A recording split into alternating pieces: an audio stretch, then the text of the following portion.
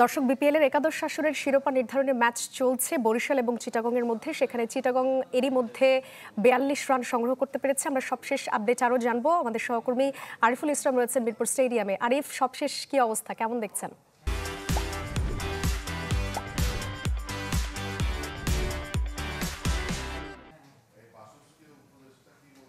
আর সবশেষ অবস্থা তো আপনি জানিয়ে দিলেন যে বরিশাল এবং চট্টগ্রাম ম্যাচে সেটাও একটা ভালো স্টার্ট করেছে। পারভেজ ইমন তার কথা বলতে হয়, ফ্লাইং স্টার্ট পেয়েছে তারা, ভীষণ রকম ভালো শুরু তারা পেয়েছে এবং সেটাকে পুঁজি করে স্কোরটা বড় করতে চাইবে, যেহেতু সুন্দর ম্যাচ এবং আজকে ফাইনালের একটা চাপ রয়েছে। দুদলই সেই চাপটা জয় করতে চাইবে এবং রোমাঞ্চকর কোনো কিছু করতে চাইবে।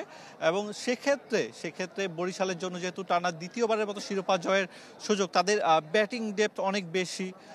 বরিশালের ব্যাটিং ডেপথের কারণেই চট্টগ্রামকে বড় স্কোর করতে হবে এবং বোলারদের কিন্তু দায়িত্ব নিতে হবে। তবে এই মুহূর্তে সব থেকে বেশি যেটা দরকার সেটা হচ্ছে স্কোর বোর্ডে রান জমা করা। আর আজকের ফাইনাল গিয়ে দর্শকদের মধ্যে ব্যাপক আগ্রহ এবং প্রচণ্ড রকম দর্শক উন্মাদনা আমরা দেখতে পাচ্ছি।